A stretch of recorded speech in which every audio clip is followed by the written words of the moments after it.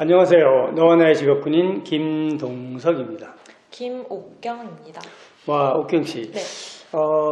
최근 몇 번은 제가 질문을 안 받아갖고 긴장을 안 했는데 혹시 오늘은 또 뭐 이상한 질문거리 갖고 오신 거 있으실까요? 오늘 진짜 재밌는 질문거리를 갖고 왔는데 벌써부터 살짝 네. 긴장됩니다. 네. 긴장하시지 않아도 되고요. 네. 그러니까 많은 여자분들이 궁금하실 거예요. 내 남자친구의 첫 자대 배치에 대해서. 만약에 이제 옥경 씨 남자친구가 군대 갔어. 그러면 네. 어디로 갔으면 좋겠어요? 좀 나랑 가까운 데로 갔으면 좋겠는 게 이제 여자친구들의 바람이잖아요. 그러면 옥경 씨 무조건 수원으로 와야 되네. 그쵸, 수원이면 좋겠죠. 수원이면 좋겠다. 네. 그럴 수 있겠네. 자, 여러분, 이제 부사관으로 입대하는 친구들은 물론 이것도 각 군마다 육해, 공군, 해병대마다 달라요. 제가 이제 해군 출신이잖아요. 그러면 이제 해군 부사관 입장에서 한번 생각해 보면 네. 첫 자대 배치는 누구나 다 부모님도 내 여자친구도 다 야, 집 가까이 와 이렇게 얘기할 거잖아요. 그럼 누구는 보내주고 누구는 안 보내주고 말이 안 되잖아요. 네. 이게 이런 이야기하면 안 되지만 그럼 비리가 생기는 거잖아. 그래서 요즘은 이런 게 아예 없어요. 완전 투명하게, 완전 깨끗하게 첫 자대 배치를 합니다. 그러니까 이제 가장 중요한 건 네. 보통 이제 부사관들은 훈련소 마치고 나면 후반기 교육이라는 걸 받아요. 자기 특기에서. 만약에 남자친구가 뭐 운전을 한다면 운전 교육을 받으러 갔겠죠. 그러니까 끝날 때쯤에 이제 성적이 나오잖아. 그 성적을 기준으로 해서 아무리 남자친구가 수원 근처로 오고 싶다고 해. 근데 수원 근처 부대에 자리가 하나도 없어. 올 수가 없잖아. 그러니까 비어 있는 자리가 공석이 있는 데를 기준으로 해서 성적 순으로 아주 공평하게 분배를 한다. 그러니까 이거는 누가 어떻게 해줄 수 있는 부분이 아니야. 네. 아무리 내 아들이 뭐 군인이라고 해도 내 남자친구가 군인이라고 해도 내가 내 집 가까이 왔으면 좋겠는데 거기 자리가 없어. 올 수가 없는 거지. 공석이 없으면 절대로 못 간다. 근데 이게 정말 신의 한 수인 게 공석도 있어. 교육도 잘 받았어. 이러면 가능성이 높다. 근데 이거는 누구도 알 수가 없다. 누구도 알 수 없다. 그래서 이거는 철저히 분리해서 하기 때문에 교육을 담당하는 데서는 교육 성적만, 그 다음에 이쪽에서 인원을 배치해야 될 때는 배치만 하지 누가 점수가 몇 점인지는 모른다. 그런 거 상관없이 아주 투명하게 해준다. 근데 만약에 그 남자친구가 수원으로 못 왔어. 저 제주도나 이런 데 갔다 그러면 어떡할까요? 너무 슬프지. 그럼 그 다음에 어떻게 해야 될까? 기다리는데 이제 열심히 제주도 왔다 갔다 하면서 만나지만 만약에 그렇게 원하는 곳으로 배치가 안 됐어. 그럼 언제쯤 다시 원하는 곳으로 갈 수 있는 희망이 있을까요? 있죠. 근데 이제 정말 안타깝게도 그렇게 남자친구가 수원으로 안 오고 제주도로 갔어. 그럼 얼마큼 기다려줄 수 있어?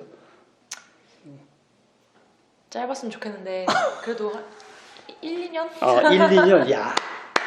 여러분 희망을 가지세요. 1, 2년 기다리시면 됩니다. 여자친구가.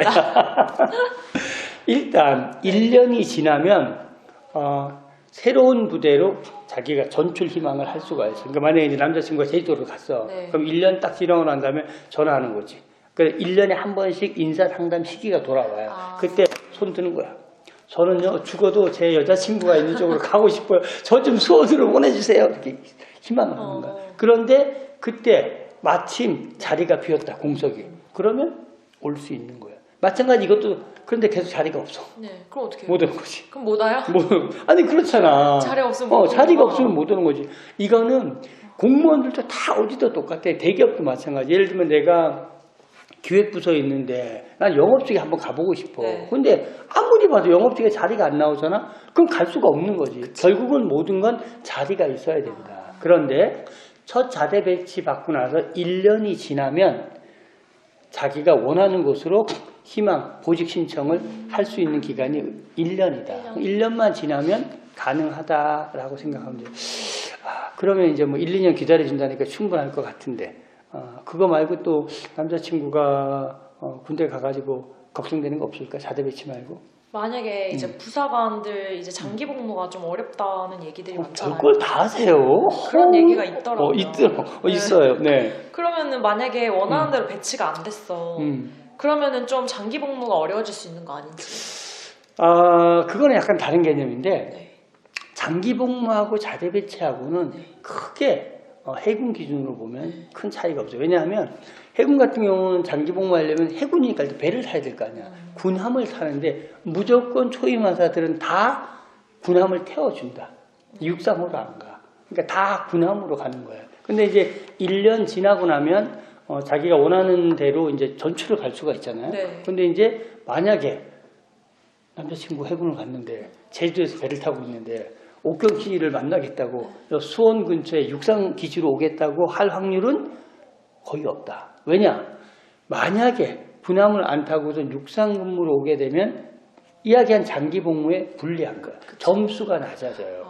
그러니까 일단 3년 차까지는 무조건 힘들기도 하고 내 여자친구가 보고 싶고 내 부모님이 보고 싶어도 눈물을 흘리면서 자기야 좀 기다려줘 나 장기 복무해야 돼 이러면서 배를 타고 있다. 그리고 이제 전출 희망을 가더라도 또 새로운 배로 희망을 하지 저는 육상을 가겠어요 이렇게 하는 친구들이 적어요. 그래서 장기 복무는 철저히 군 입대하고 나서 내가 어떻게 시간 관리를 하고 어떤 근무 경력을 갖고 있느냐에 달려있기 때문에 장기 복무를 희망하는 친구들은 대부분 해군 기준으로는 군함에서 안 내리려고 해요.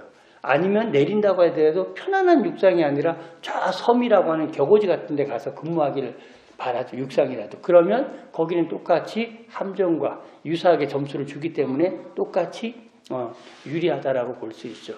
자, 그러면 남자친구가 이제 첫 번째 자대 배치는 안 된다. 두 번째는 1년 지나면 올 수 있는데 육상에 와가지고선 장기 복무가 안 된다라고 하면 안 된다. 그러면 3년은 기다려줘야 되는데 괜찮겠어요? 못 기다릴 것 같은데 3년 너무 길다. 너무 긴데요. 큰일 났습니다. 우리 해군 부사관을 혹시 지원할 여러분들 여자친구가 3년 정도 기다려줄 수 있는 사람으로 어떻게 좀 바꿔보면 좋을 것 같다는 생각이 듭니다. 자, 오늘은 부사관들의 첫 자대 배치의 비밀에 대해서 알아봤습니다. 사실 이제 모든 것들은 정말 과거와 달리 투명하게 철저하게 관리한다라고 보시면 좋을 것 같습니다. 그래서 혹시나 내가 부사관으로 갈 건데 첫 자대 배치를 나만 불리하게 해주는 거 아닌가 이런 걱정할 필요 없습니다. 누구도 모른다. 들어가서 본인이 교육을 잘 받아라. 두 번째는 본인이 희망하는 보직에 공석이 있기를 기도해라. 이게 자기가 원하는 곳에 갈 수 있는 비밀이라는 말씀을 드립니다. 자, 저희 너와 나의 직업군 채널에서는 부사관의 입대, 장기 복무, 군생활, 그리고 군 은퇴 이후에 다양한 삶에 대한 콘텐츠가 올라가고 있습니다. 이런 콘텐츠에 관심이 있으신 분이라면 좋아요와 구독을 눌러주시면 감사하겠습니다. 고맙습니다.